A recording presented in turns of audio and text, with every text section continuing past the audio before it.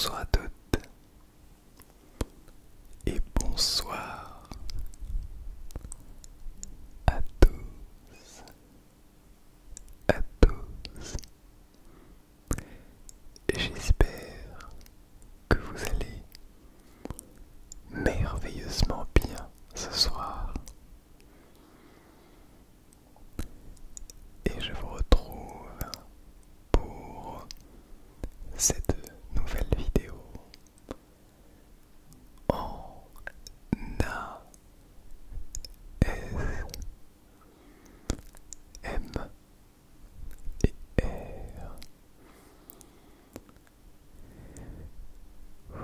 Ça fait très longtemps que je ne suis pas venu chuchoter dans des micros. Je ne sais pas si vous avez regardé la précédente vidéo, mais j'explique.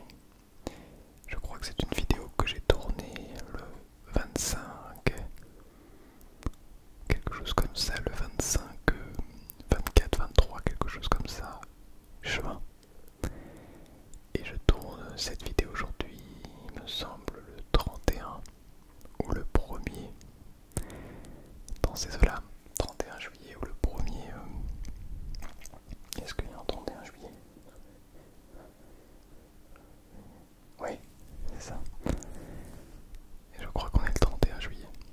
Bref, vous avez toujours eu des petites vidéos pendant tout le mois, puisque j'ai préparé 15 vidéos d'avance.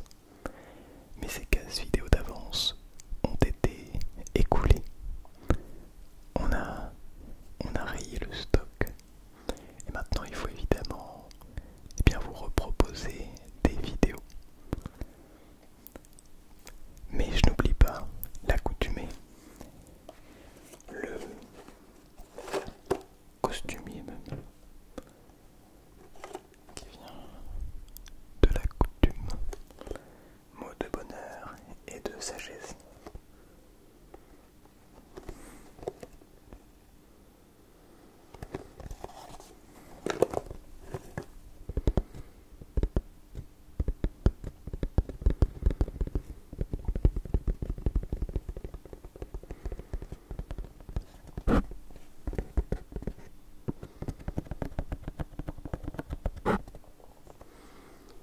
Excusez-moi si je refais des erreurs de débutant qui sont de, sans faire exprès, un petit peu venir caresser les micros. Vous en faites pas, c'est normal.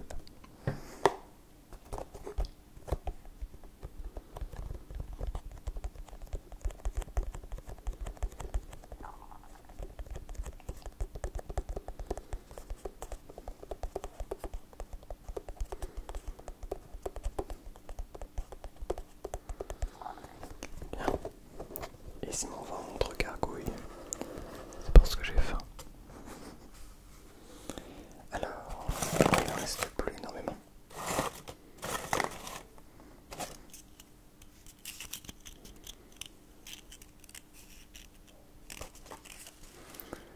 Ce petit mot, on va d'abord fermer la boîte pour être sûr.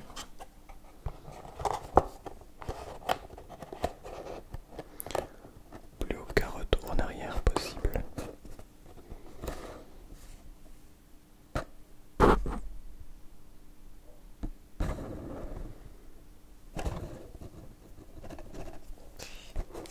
Ça ferme pas bien.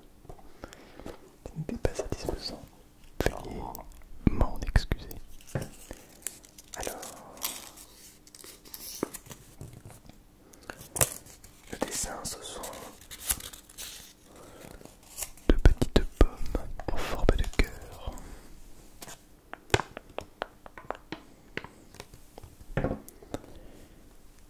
Les cœurs les plus proches ne sont pas ceux qui se touchent. Les cœurs les plus proches ne sont pas ceux qui se touchent. Et c'est écrit proverbe chinois. Il doit y avoir des sortes de livres, des citations anciennes en Chine, je pense. Je crois qu'il fonctionne beaucoup sur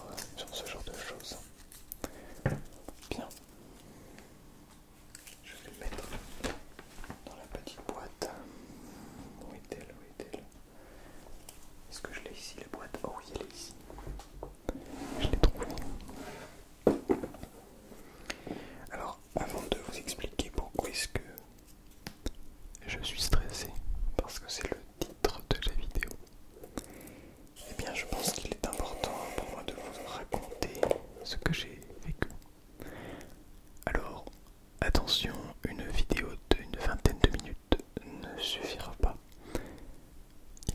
Il pourrait en avoir des dizaines et des dizaines de vidéos de cette durée. Mais je pense tout de même qu'un petit résumé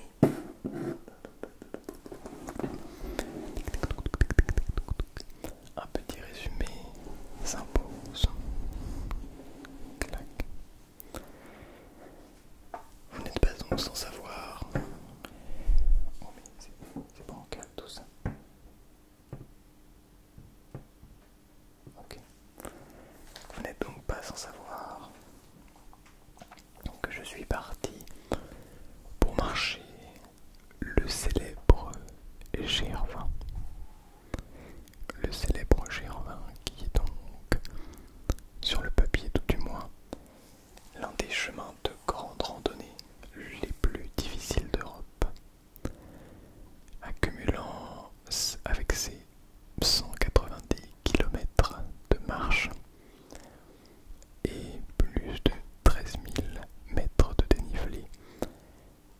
Il peut se faire en 16 jours, mais aussi avec les records du monde en 31, 31 heures, 32 heures. Le record féminin a été battu récemment en 35 heures et 50 minutes. Et alors c'est inhumain, d'accord. Pour l'avoir fait, je peux vous garantir que c'est inhumain de faire ça.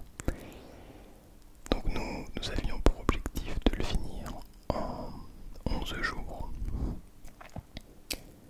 Et nous l'avons terminé en 11 jours, comme prévu. Cependant, il n'y avait pas 179, 180 km et 13 000 mètres de dénivelé positif et négatif. Il y avait 204 km, soit 25 de plus, et 12 000 mètres de dénivelé. Donc on est à peu près quand même dans les clous, même si tous ces petits détails font la différence tout de même. Mais bref. Alors, on va dire que nous sommes passés par toutes les émotions. La joie, la peur, la tristesse, la colère, bref, le sang, les larmes, on a tout fait. Pourquoi je dis tout ça? Parce que, arrivé à peu près à mi-parcours, donc juste avant la moitié, juste avant le jour, pour passer du nord au sud, eh bien, nous avons failli abandonner.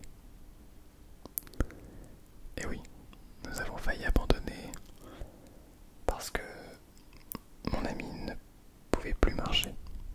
En tout cas, avait beaucoup de mal parce qu'une grosse ampoule de la taille de son pied, globalement, était formée sous son pied.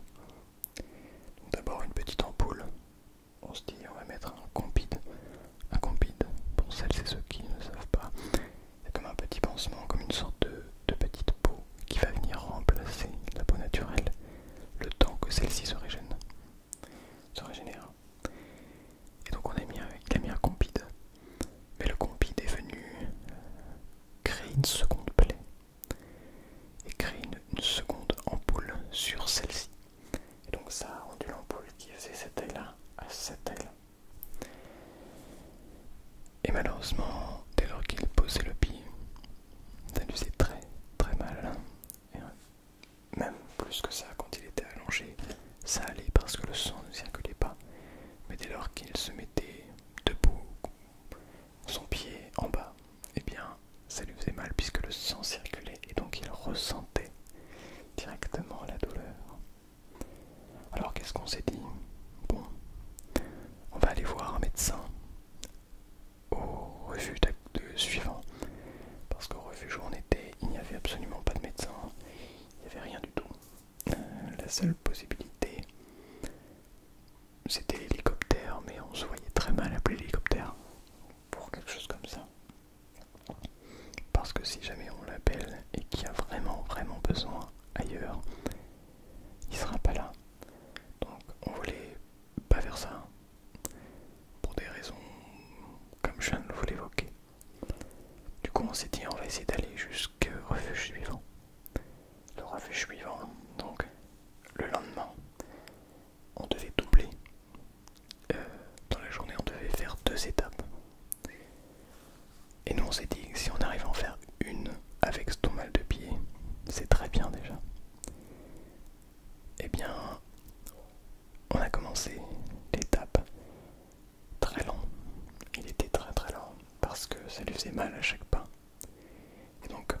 cette allure, honnêtement, au lieu de mettre 6 heures ou 6h30 comme indiqué, on aurait peut-être mis 8, 9, 10 heures. Donc, on s'est dit, si on arrive là-bas, c'est pas mal. Magie. Un moment, au bout de 2 heures, 1h30, 2 heures de descente, je ne sais pas ce qui se passe, mais il décide de marcher très vite. La douleur était passée, il marche très vite. Donc moi je le suis. Et finalement, au lieu de passer 6 heures ou 6h30 à descendre, je crois qu'on n'en passe que 5 heures à descendre, à faire toute l'étape. Donc la première étape du jour, celle où on devait doubler ensuite. Du coup on arrive donc à l'étape au refuge. Alors c'était pas un refuge, c'était, pour ceux qui connaissent, c'était le village qui séparait le nord du sud. Et donc Visavone, écrit Visavona, mais les Corses ne prononcent pas le A. Je vous l'ai dit, j'ai plein de choses à vous dire. Peut-être d'ailleurs qu'il y a des Corses parmi vous et que vous êtes en train de vous endormir avec cette vidéo. Bonjour à vous. Donc on est arrivé, on demande où est la pharmacie, le médecin. Je crois pas qu'il y avait de médecin, si, je ne sais plus. Donc il nous dit, ah mais on n'a pas vraiment de pharmacie, c'est surtout un petit magasin avec du ruban, du strap, des compites, bref, des éléments de premier secours mais qu'on avait déjà en fait dans nos trousses de secours. Et donc on n'est pas allé voir parce qu'on avait déjà ce qu'il y avait. Et on a mangé une pizza.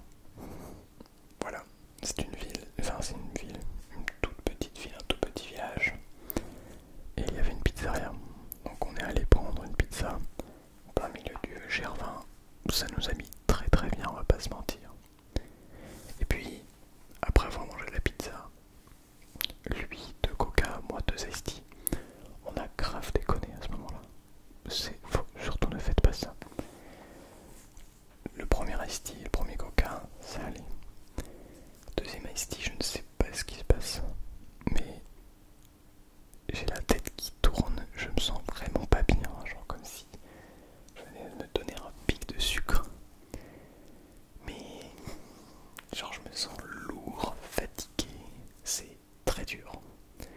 Donc là, soit on avait la possibilité d'arrêter là, ou de se poser ici, et de continuer plus tard. Ce qu'on n'allait pas faire parce qu'on avait réservé le refuge du soir. En fait on a réservé tous les refuges, comme ça on sait que on doit faire l'étape de la journée et le soir on a notre nom déjà. On a juste à donner notre nom et on a notre place en refuge. Et donc on devait absolument continuer, sinon on s'arrêtait là.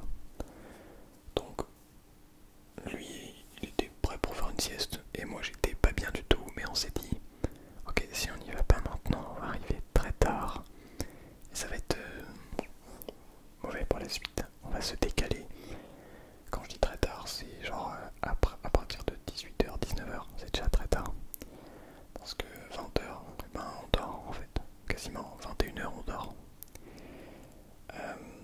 Parce qu'il faut se lever à 4h30 du matin.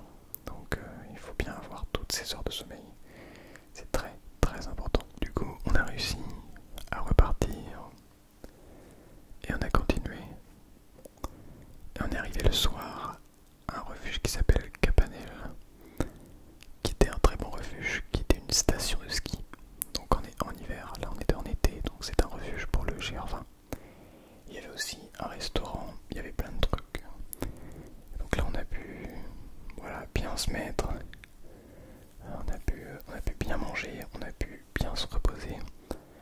On avait un petit peu de wifi, genre de la 3G, pas plus.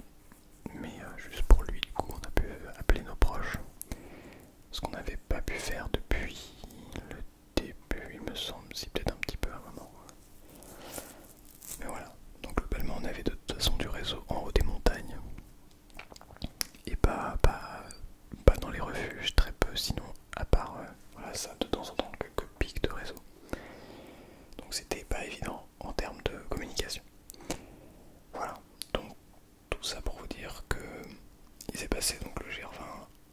je suis remonté voir un artiste ASMR. Donc vous allez voir notre collaboration sur notre chaîne YouTube. Il y a d'ailleurs sur sa chaîne, que je vous mets dans la description pour les curieux et les curieuses. Donc la collaboration se devrait sortir dans les jours, semaines à venir. Je vous en dis pas plus. Donc je suis remonté sur Lyon pour aller le voir. Sur Lyon, il y a effectivement le Bric-et-Brac ASMR, AS Minotaur, je crois. Il me semble qu'il y a aussi Colomba ASMR, si je ne dis pas de bêtises.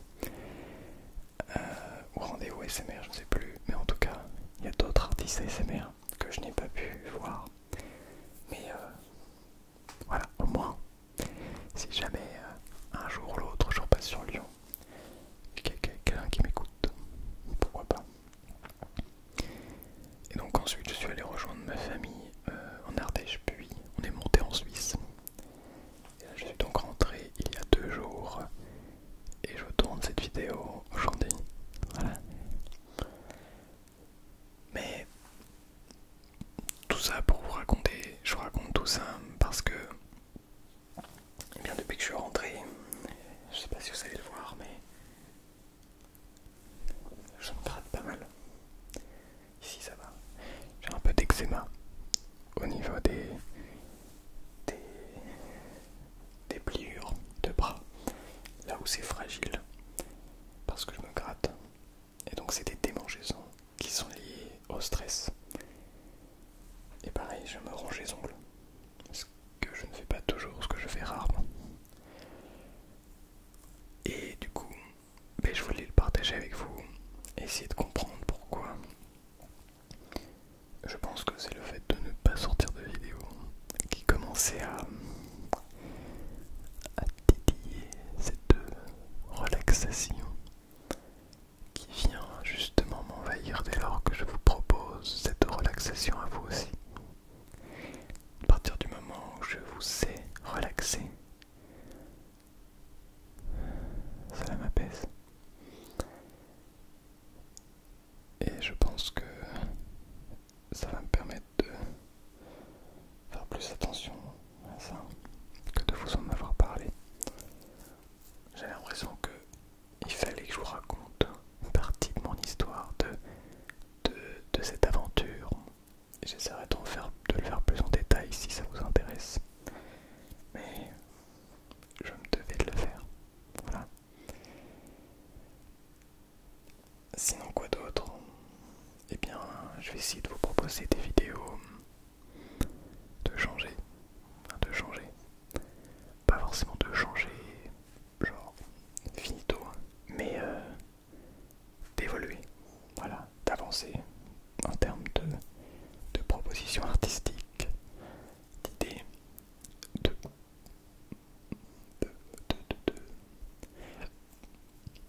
pattes.